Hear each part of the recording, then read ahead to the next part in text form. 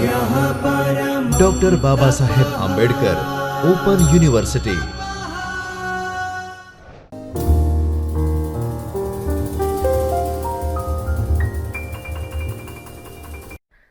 નમસ્કાર વિદ્યાર્થી મિત્રો, ડૉક્ટર બાબા સાહેબ આંબેડકર ઓપન યુનિવર્સિટીના ચૈતન્ય સ્ટુડિયોમાં હું ડૉક્ટર સોનલ ઇતિહાસ વિષયના આજના લેક્ચરમાં આપ સર્વેનું હાર્દિક સ્વાગત કરું છું.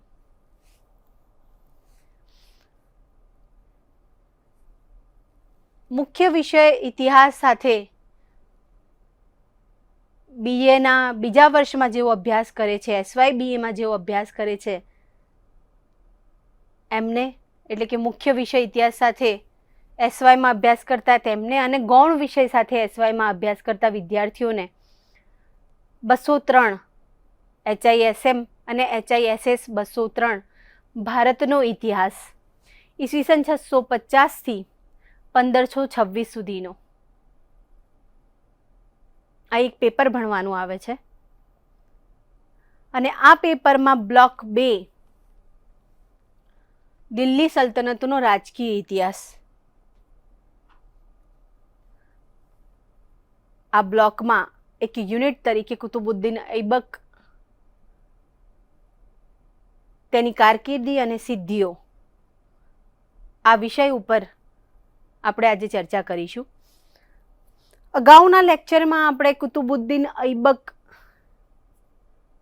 ના પૂર્વ જીવન વિશે વાત કરી કે કઈ રીતે એ પોતે એક તુર્ક ગુલામ અલગ અલગ લોકો પાસે વેચાતો મોહમ્મદ ઘોરી પાસે પહોંચે છે અને મોહમ્મદ ઘોરી પાસે પહોંચ્યા પછી પોતાની સાહસિકતાના કારણે, પોતાના ગુણોના કારણે એ પોતે મોહમ્મદ ઘોરીનો વિશ્વાસપાત્ર બને છે અને વિશ્વાસપાત્ર બન્યા બાદ એ આમીરે આખુર એટલે કે શાહી તબેલાનો વડો અને પછી હિન્દુસ્તાનમાં મોહમ્મદ ઘોરીના વિજિત પ્રદેશો ઉપર નાયબ તરીકે નિમણૂક પામે છે. આ સાથે સાથે આપણે એ પણ જોયું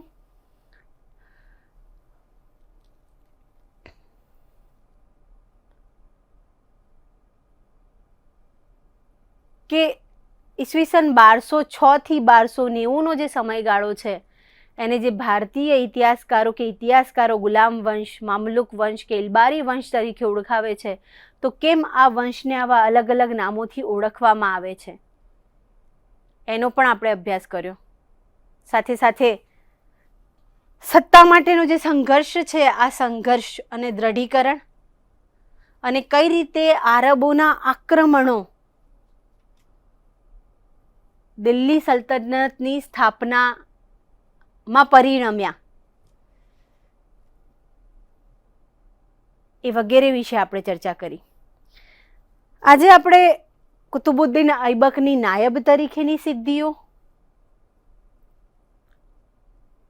સુલતાન બન્યા પછી કેવી અલગ અલગ પ્રકારની મુશ્કેલીઓ જે એના સામે મોં ફાડીને ઊભી હતી, આ મુશ્કેલીઓનું એને કઈ રીતે નિરાકરણ કર્યું,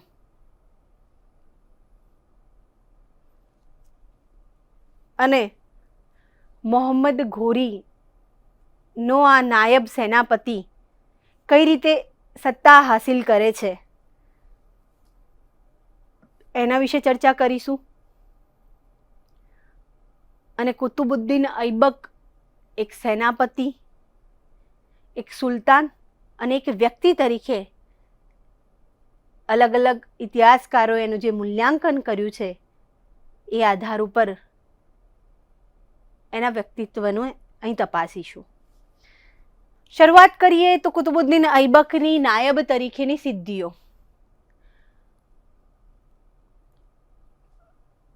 મોહમ્મદ ઘોરી પૃથ્વીરાજ ચૌહાણ ઉપર વિજય મેળવી અને પોતાના પ્રદેશો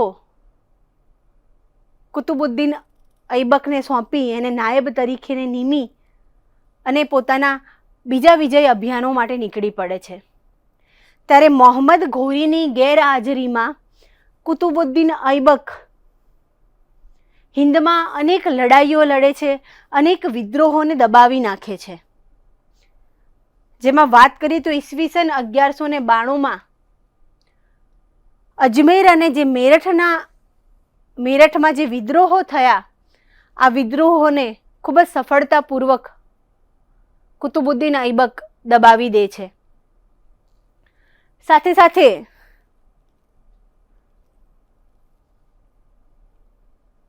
તે પોતે દિલ્હી વિજિત કરે છે, દિલ્હી મેળવે છે, જે પાછળ જતા આ જ દિલ્હી ભારતમાં તુર્કી સામ્રાજ્યનું રાજધાની બને છે.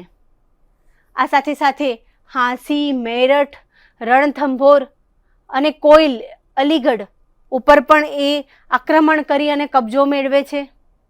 ઈસવીસન 1193-94માં એ અજમેર ઉપર વિજય મેળવે છે.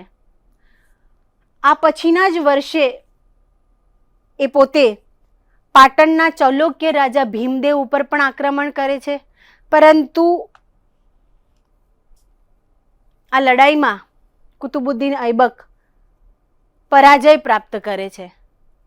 પછી ફરીથી એ ઈસવીસન 1197માં અણહિલવાડ ઉપર ફરીથી ચડાઈ કરે છે અને ત્યાં પાટણને લૂંટે છે. ઈસવીસન 1195માં કોઈલનો વિજય મેળવે છે અને કોઈલ જીત્યા બાદ એ ચૌહાણોનો વિદ્રોહ દબાવવા માટે અજમેર પહોંચે છે. અજમેર જતા રસ્તામાં તે રણથંભોરનો જે પ્રસિદ્ધ કિલ્લો છે, આ પ્રસિદ્ધ કિલ્લો પણ વિજિત કરે છે. ઈસવીસન 1197-98માં બદાયુ, ચંદાવર અને કનોજ જેવા પ્રદેશો ઉપર એ પોતે વિજય મેળવે છે. ઈસવીસન 1202 અને 3માં બુંદેલખંડ ઉપર આક્રમણ કરી અને જે ત્યાંના ચંદેલ રાજવી પરમર્દી દેવને એ પરાજય આપે છે અને એ પ્રદેશ જીતે છે. સાથે સાથે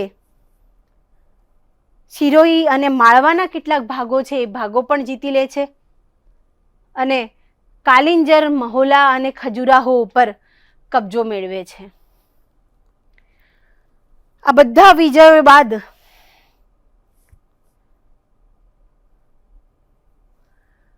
કુતુબુદ્દીન ઐબકને, કે જે એને મોહમ્મદ ઘોરીનું ભારત વિજયનું જે અભિયાન સાકાર કર્યું, ભારત વિજયનું જે સપનું સાકાર કર્યું, એ બાદ મોહમ્મદ ઘોરી કુતુબુદ્દીન ઐબકને ઈસવીસન 1206માં મલિકની ઉપાધિથી નવાજે છે. ભારત ઉપર આ મહાન જે વિજયો મેળવ્યા, આ દરમિયાન કુતુબુદ્દીન ઐબક ત્યાંની પ્રજા ઉપર અનેક અત્યાચારો ગુજારે છે, અનેક મંદિરો તોડી પાડે છે, અનેક મંદિરોની જગ્યાએ મસ્જિદો બાંધે છે, કેટલાય સ્ત્રી પુરુષોને તે ગુલામ કેદ કરી અને ગુલામ બનાવે છે. આમ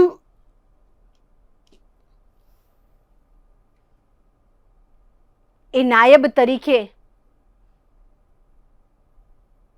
મોહમ્મદ ઘોરીના હિન્દુસ્તાનના નાયબ તરીકે તે અનેક પ્રદેશો પર વિજય મેળવી અને મોહમ્મદ ઘોરીનું ભારત વિજયનું અભિયાન પૂર્ણ કરે છે.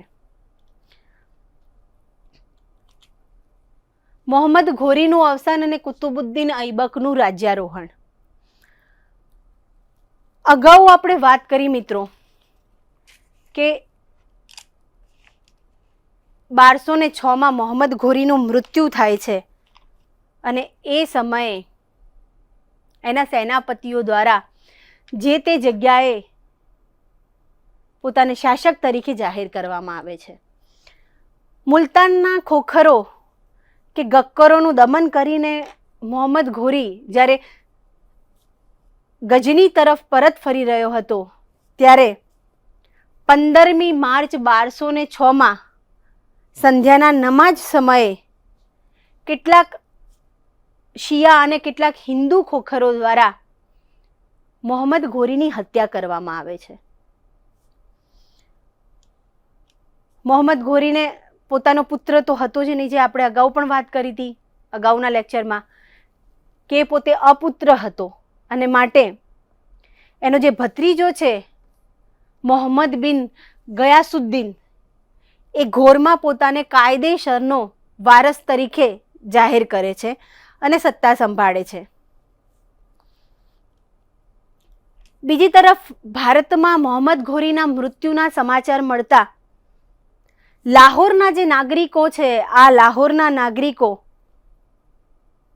સર્વોપરી સત્તા ગ્રહણ કરવા માટે કુતુબુદ્દીન ઐબકને સંદેશો મોકલે છે, કે આમંત્રણ પાઠવે છે, અને કુતુબુદ્દીન ઐબક દિલ્હીથી લાહોર જાય છે અને 24 જૂન 1206 સિંહાસન રૂઢ થાય છે, કે સિંહાસન ઉપર બેસે છે. આ બાબતમાં ડૉક્ટર ઈશ્વરી પ્રસાદ એવું માને છે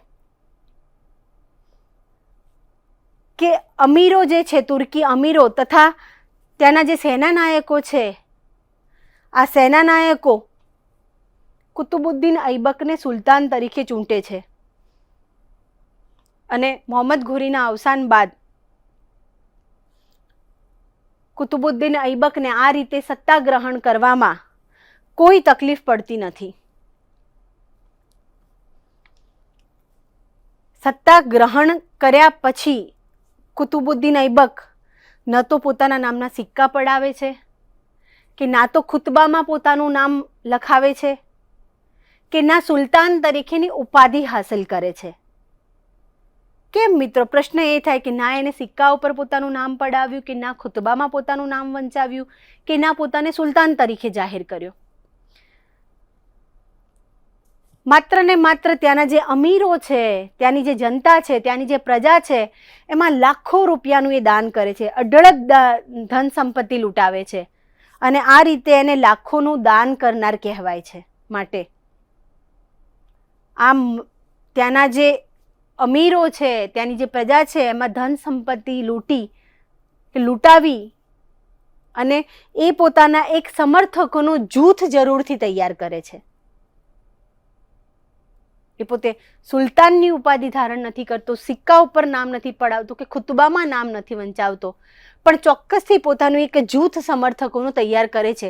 કારણ કે ભાવિ મુશ્કેલીઓ સામેનું આ એક પગલું હતું. કેવી મુશ્કેલીઓ હતી એના સામે? તો પહેલા તો એને જે સુલતાનની ઉપાધિ ધારણ નહોતી કરી, એનું એક કારણ હતું કે હજી પોતે એક ગુલામ હતો, કે દાસ હતો, અને માટે આ દાસત્વમાંથી મુક્તિ એને મેળવવાની હતી. ઐબક પોતે એક ગુલામ તરીકે શાસન કરવા નહોતો માંગતો, એક સ્વતંત્ર શાસક બનવા માંગતો હતો, અને માટે જ એ પોતાના એક દૂતને ગયાસુદ્દીન મોહમ્મદ પાસે મોકલે છે અને અનેક પ્રકારની ભેટો મોકલે છે, અને સાથે સાથે એક પ્રસ્તાવ પણ મોકલે છે.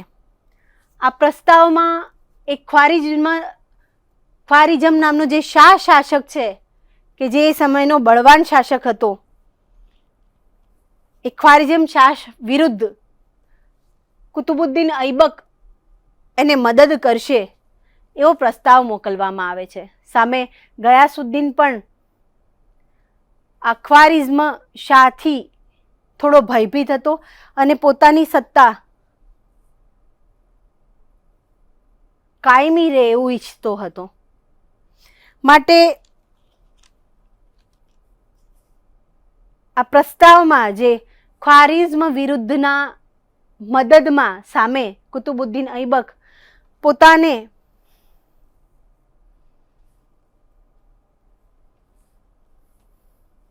એક સ્વતંત્ર સુલતાન તરીકે કે શાસક તરીકે નો પણ પ્રસ્તાવ મૂકે છે, જે એમાં દાસત્વમાંથી મુક્તિ મેળવતો પ્રસ્તાવ હોય છે, જેને ગયાસુદ્દીન સહર્ષ રીતે સ્વીકારે છે અને એક દાસત્વ મુક્તિ પત્ર કુતુબુદ્દીન ઐબકને મોકલી આપે છે. સાથે સાથે દાસત્વ મુક્તિ પત્રની સાથે રાજચિહ્નો, કે જેમાં છત્ર અને ધ્વજ પણ સાથે મોકલી આપે છે, અને આમ કુતુબુદ્દીન ઐબક દાસત્વ મુક્તિપત્ર મળતા દાસમાંથી કે ગુલામમાંથી મુક્તિ મેળવી અને એક સુલતાન તરીકેની ઉપાધિ હાસિલ કરે છે. આ રીતે સાચી રીતે કુતુબુદ્દીન ઐબક પોતાના ભારતીય સામ્રાજ્યનો માલિક બને છે. આગળ વાત કરીએ તો પ્રારંભિક મુશ્કેલીઓ અને તેનું નિવારણ. કુતુબુદ્દીન ઐબક ભારતનો શાસક તો બની ગયો, પરંતુ અનેક મુશ્કેલીઓ એની સામે મોં ફાડીને ઊભી હતી. જે ભારતનું સામ્રાજ્ય છે, આ ભારતીય સામ્રાજ્યને આ બધી મુશ્કેલીઓના કારણે જોખમમાં મૂકી શકે એમ હતી. આપણે સૌ જાણીએ છીએ કે ઘોરીના મૃત્યુ બાદ એના જે વિશાળ સામ્રાજ્ય છે, આ વિશાળ સામ્રાજ્ય ઉપર તેના ગુલામો કે જે સેનાપતિ તરીકે નિયુક્ત કરવામાં આવેલા હતા, ગજનીમાં કે મુલતાનમાં કે બંગાળમાં અને દિલ્હીમાં ખુદ લાહોર અને દિલ્હીમાં ખુદ કુતુબુદ્દીન ઐબક એમ એના જે ગુલામો છે એ ગુલામો એ પોતાને સ્વતંત્ર શાસક તરીકે જાહેર કરેલા હતા. આ બધા જ સેનાપતિઓ કે જે પોતાને સ્વતંત્ર શાસકો જાહેર કર્યા હતા એની સામે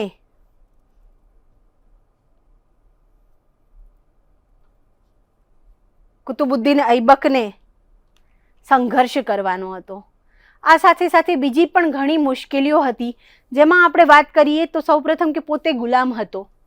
જેમાં આપણે અગાઉ જોયું કે પોતે ગુલામ હતો અને માટે જ જ્યારે લાહોર ઉપર સત્તા ઉપર બેસે છે ત્યારે પોતે ના સિક્કા પડાવે છે કે ના પોતાનો ખુતબો વંચાવે છે કે ના તો પોતાને સુલતાન તરીકે જાહેર કરે છે, કારણ કે ત્યાં સુધી એ પોતે ગુલામ હતો.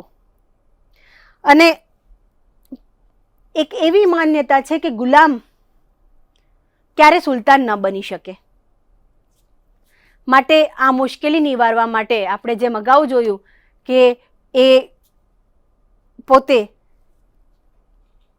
સિપે સાલાર તરીકે પોતાને એ સમયમાં જાહેર કરે છે અને પછીથી ગયાસુદ્દીન મોહમ્મદ જે ઘોરનો શાસક હતો, આ ગયાસુદ્દીન મોહમ્મદ પાસેથી ઈસવીસન 1208માં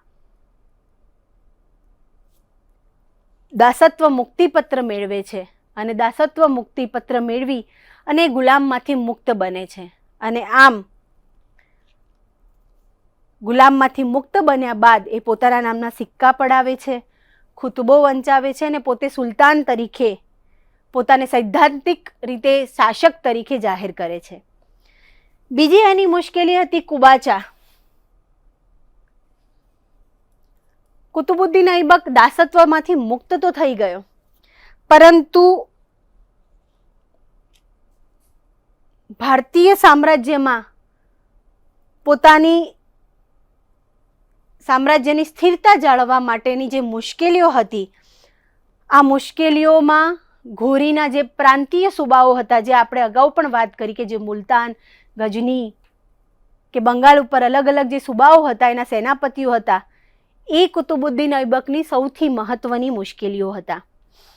જેમાં કે જેઓ પોતે સ્વતંત્ર શાસક બનીને બેઠા હતા. જેમાં પ્રથમ હતો નાસિરુદ્દીન કુબાચા કે જે પોતે મોહમ્મદ ઘોરીનો વિશ્વાસપાત્ર હતો અને મુલતાન અને ઉચ્છનો હાકીમ હતો, એટલે કે એનું સ્થાન કુતુબુદ્દીન ઐબકના સમાન હતું. માટે કુતુબુદ્દીન ઐબકે વ્યવહારુ રાજનીતિજ્ઞાને રીતે વિચારી અને પોતાની પુત્રીના લગ્ન નાસિરુદ્દીન કુબાચા સાથે કરે છે. અને આમ નાસિરુદ્દીન કુબાચા સાથે એ મિત્રતા ભર્યો સંબંધ સ્થાપિત કરે છે અને નાસિરુદ્દીન કુબાચા કુતુબુદ્દીન ઐબકનું આધિપત્ય સ્વીકારી લે છે. એની સામે બીજી મુશ્કેલી હતી તાજુરુદ્દીન યદચી સાથેનો સંઘર્ષ. તાજુરુદ્દીન યદચીની વાત કરીએ તો એ પોતે કિરમાનનો સુબેદાર હતો અને જ્યારે એને મોહમ્મદ ઘોરીના મૃત્યુના સમાચાર મળે છે ત્યારે એ પોતે ગજનીનો શાસક બની બેસે છે. કુતુબુદ્દીન ઐબક નાસિરુદ્દીન કુબાચાની સાથે મળી અને ગજની ઉપર આક્રમણ કરે છે અને ત્યાં યદિજીને હરાવે છે અને યદિજીને ત્યાંથી તગેડી મૂકે છે.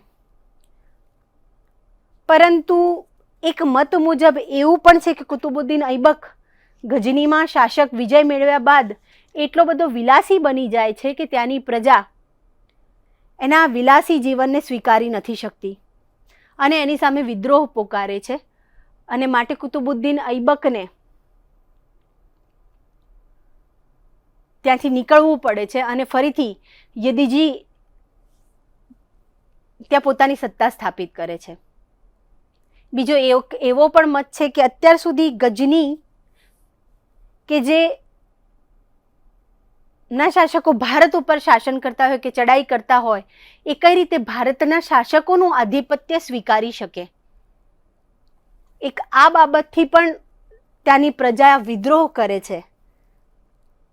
અને ત્યારે કુતુબુદ્દીન ઐબક ને પોતાની સત્તા છોડવી પડે છે અને તેના ગજની છોડ્યા બાદ યદિજી ફરીથી ગજની પર આધિપત્ય સ્થાપિત કરે છે. પછીથી બીજા એટલા બધા કુતુબુદ્દીન ઐબકના અભિયાનો હતા કે જેના કારણે કુતુબુદ્દીન ઐબક ફરીથી ક્યારેય ગજની તરફ આક્રમણ ના કરી શક્યો. પરંતુ એટલું ચોક્કસ છે કે તાજુદ્દીન યદિજી એ કુતુબુદ્દીન ઐબકની સેના અને એની તાકાતથી પરિચિત થઈ ગયો હતો, માટે એને ક્યારેય દિલ્હી ઉપર આક્રમણ કરવાની હિંમત કરી નહીં. વાત કરીએ ખ્વારિઝમની, તો ખ્વારિઝમનો પણ ભય એ કુતુબુદ્દીન ઐબકને હતો. આજે મધ્ય એશિયાનો ખ્વારિઝમ શાહ છે, આ ખ્વારિઝમ શાહ એ ખૂબ મહત્વકાંક્ષી હતો અને મોહમ્મદ ઘોરી દ્વારા જીતાયેલ સમગ્ર ભારત ઉપર શાસન કરવા માંગતો હતો. પરંતુ જ્યારે કુતુબુદ્દીન અને કુબાચા સાથે મળી અને ગજની ઉપર કબજો કરી લે છે ત્યારે ખ્વારિઝમને પણ કુતુબુદ્દીન ઐબકની તાકાતનો અંદાજો આવે છે અને તે દિલ્હી ઉપર આક્રમણ કરવાનું વિચારી માંડે છે. આ સાથે સાથે કુતુબુદ્દીન ઐબકે ખ્વારિઝમ સાથે હંમેશા તટસ્થ નીતિ અપનાવેલી હતી અને ખ્વારિઝમના ભયથી જ કદાચ એને પોતાની રાજધાની દિલ્હીના બદલે લાહોર રાખેલી હતી એવું પણ કહેવામાં આવે છે. આ ઉપરાંત એક પોતાનું મજબૂત જૂથ બનાવવા માટે બદાયુના જે સુબા ઇલ્તુત્મિશ હોય છે એ ઇલ્તુત્મિશને પણ કુતુબુદ્દીન ઐબક પોતાનો જમાઈ બનાવે છે, પોતાની પુત્રીના લગ્ન કરે છે અને આમ આવા મજબૂત શક્તિશાળી સરદારોને પોતાના જૂથમાં જોડી અને પોતાના સામ્રાજ્યને મજબૂત કરે છે. આગળ વાત કરીએ તો બંગાળના ખિલજી સરદારોને વશમાં કર્યા. એ સમયમાં બંગાળમાં જે ગંભીર સમસ્યા હતી એ બંગાળના ત્યાંના ખિલજી સરદારો હતા અને જેમાં અલી મર્દા ખલજી જે છે એ પોતાના એક વ્યક્તિ તરીકે ત્યાં બંગાળમાં નિમી અને ત્યાં અન્ય જે ખિલજી સરદારો છે એમને વશમાં કરવા માટે એ સત્તારૂઢ કરે છે. આ અલી મર્દા ખિલજી સમયસર પોતાની ખંડણી કે કર નિયમિત રીતે કુતુબુદ્દીન ઐબકને પહોંચાડતો રહે છે અને આમ બંગાળનો જે ભય છે, બંગાળની સ્વતંત્રતાનો ભય છે એ ત્યાં દૂર થાય છે. આગળ વાત કરીએ તો રજપૂતો અને હિન્દુ વિરોધીઓને નમાવ્યા. મોહમ્મદ ઘોરીના મૃત્યુ બાદ તરત ભારતમાંના જે રજપૂત શાસકો હતા કે જેઓ અગાઉ તુર્કી સત્તાથી કે તુર્કી સેનાથી હારેલા હતા, એઓ મોહમ્મદ ઘોરીના અવસાન બાદ તુરંત સ્વતંત્ર થવાના પ્રયત્નો કરે છે. કેટલાય શાસકો રજપૂત રાજાઓ તુર્કોને ભારતમાંથી બહાર ખદેડવા માટે કમર કસે છે. કેટલાય એમની સ્વતંત્રતા, એમની પોતાની જે અધિકારો હતા તુર્કોના અધિકારો ફગાવી દે છે. કેટલાય પોતાના નાના નાના રાજ્યો જે છે એ ખંડણી કે કર આપવાનું બંધ કરી દે છે. જેમાં વાત કરીએ તો ચંદેલ શાસક ચાલુક્ય વર્માએ કાલિંજર ઉપર ફરીથી અધિકાર પ્રાપ્ત કર્યો. એ જ રીતે ગુજરાતના પરિહારોના જે ગ્વાલિયરનો કિલ્લો છે એ ગ્વાલિયરનો કિલ્લો ફરીથી પરિહારો જીતી લે છે. જયચંદના ઉત્તરાધિકારી ફરીથી ગઢવાલોની શક્તિ સંગઠિત કરી અને બદાયુ અને ફરુખાબાદ જીતી લે છે. આમ એ સમયના જે શાસકો છે, રાજપૂત હિન્દુ શાસકો જે છે, એ પોતાના પ્રદેશો પાછા મેળવવા માટે અનેક યુદ્ધો અને અભિયાનો કરે છે. આ યુદ્ધો અને અભિયાનોમાં જોડાયેલ કુતુબુદ્દીન ઐબક ઈસવીસન 1210 એક ચોગાનની રમત એટલે કે પોલોની રમત જે કહેવાય, એક ચોગાનની રમતમાં, જે પોલોની રમત જેવી હોય, આવી ચોગાનની રમતમાં ઘોડા ઉપરથી પડી જાય છે અને એનું મૃત્યુ થાય છે. અનેક યુદ્ધોમાં જોડાયેલ કુતુબુદ્દીન ઐબકનું જો મૂલ્યાંકન કરવામાં આવે તો ખૂબ ઓછો સમયગાળો એને શાસન માટે મળ્યો. માત્ર ને માત્ર 4 વર્ષ કુતુબુદ્દીન ઐબકે શાસન કર્યું અને આ 4 વર્ષમાં કોઈ એક નવા શાસક જેને એક નવું શાસન સ્થાપ્યું છે કે નવા સ્થપાયેલ રાજ્ય માટે આટલો સમયગાળો ચોક્કસપણે ઓછો કહેવાય. એમાં કુતુબુદ્દીન ઐબકના મોટા ભાગનો સમય એ યુદ્ધ અભિયાનો અને વિદ્રોહોને દબાવવામાં ગયો છે અને માટે એ સમયમાં કોઈ એવી ચોક્કસ પ્રકારની શાસન વ્યવસ્થા કે વહીવટી તંત્ર કે પછી મહેસૂલી ઉઘરાવવાની વ્યવસ્થા કોઈ નવા પ્રકારની કરી શક્યો નહીં. એમ કહેવાય કે એને જે જીતેલા પ્રદેશો હતા, આવા મોટા રાજ્યો અને મોટા જે પ્રદેશો હતા, એમાં પણ એક લશ્કરી પ્રકારની વ્યવસ્થા જ ઊભી કરવામાં આવેલી હતી અને જે લશ્કરના સેનાપતિઓ હતા એમને જ આ શાસન અને વહીવટી તંત્ર સોંપવામાં આવેલું હતું. આમ એનો જે સમયગાળો છે, આ સમયગાળો એ યુદ્ધો અને વિદ્રોહમાં જવાના કારણે કોઈ નવી વ્યવસ્થા ઊભી કરવામાં કુતુબુદ્દીન ઐબક નિષ્ફળ નીવડ્યો. આગળ વાત કરીએ પ્રતિભાશાળી સેનાપતિ અને સાહસિકતા. ચોક્કસપણે કુતુબુદ્દીન ઐબક એક પ્રતિભાશાળી સેનાપતિ હતો. સાથે સાથે એ કહી શકાય કે એક સામાન્ય માણસમાંથી, એક ગુલામમાંથી એ પોતાની પ્રતિભાના કારણે, પોતાની સાહસિકતાના કારણે, પોતાના ગુણોના કારણે, શૂરવીરતાના કારણે એક નાયબ અને નાયબ પછી સુલતાનના પદ ઉપર પહોંચી શક્યો. આમ એ પોતે એક નિપુણ ઘોડેસવાર, જે આપણે અગાઉ પણ જોયું, એક સારો તીરંદાજ અને યોગ્ય ગુણોવાળો હતો અને સ્વામી ભક્તિની એની સેવાઓના કારણે અને એની સાહસિકતાના ગુણોના કારણે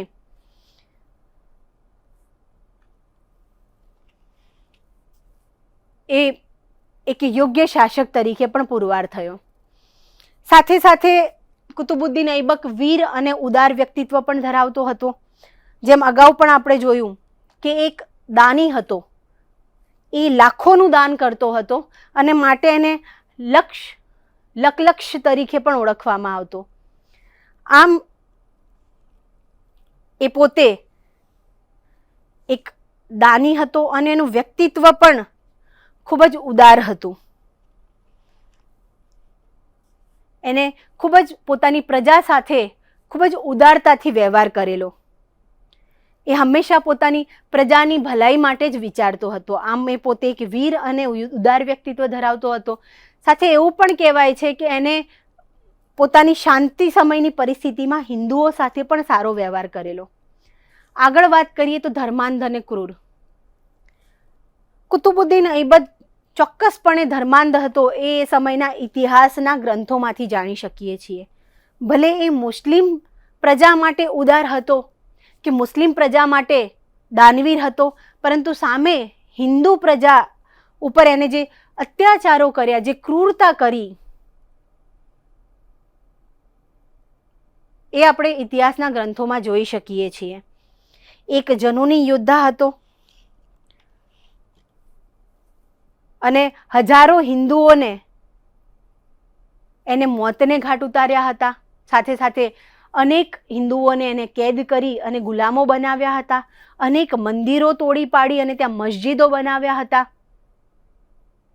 આમ એ ચોક્કસપણે એક ક્રૂર અને ઘાતકી હતો. સાથે સાથે સાહિત્ય અને સ્થાપત્યમાં રસ ધરાવનાર હતો. એના સમયમાં નિઝામીએ તારીખે તાજુલ માસીર અને એના દરબારમાં ફકીરુદ્દીને તારીખે મુબારક શાહી જેવા ગ્રંથોની રચના કરી હતી. આ સાથે સાથે એને દિલ્હી અને અજમેરમાં 2 મસ્જિદોનું નિર્માણ કરાયું. દિલ્હીમાં એવું કહેવાય છે કે 27 જેટલા મંદિરો તોડી પાડી અને આ એને જામે મસ્જિદનું નિર્માણ કરાવ્યું હતું, કે જે કુવતુલ ઇસ્લામ અર્થાત કે ઇસ્લામની તાકાત, એને આ મસ્જિદનું નામ રાખેલું હતું કુવતુલ ઇસ્લામ, કે જે આજે પણ સ્થાપત્યના ઉચ્ચતમ નમૂનામાં ગણી શકાય છે. એ જ રીતે અજમેરમાં એને એક મસ્જિદનું નિર્માણ કરાવ્યું જેને ઢાઈ દિનકા ઝોપડા તરીકે ઓળખાવે છે, જે પણ આજે સ્થાપત્યનું એક નમૂનારૂપ સ્થાપત્ય છે. આ સાથે સાથે જે દિલ્હીનો પ્રસિદ્ધ કુતુબ મિનાર છે, આ કુતુબ મિનારનું બાંધકામની શરૂઆત પણ તેણે કરી હતી. છેલ્લે વાત કરી તો ભારતના મુસ્લિમ સામ્રાજ્યનો વાસ્તવિક સ્થાપક તરીકે ચોક્કસપણે કુતુબુદ્દીન ઐબકને જ લઈ શકાય.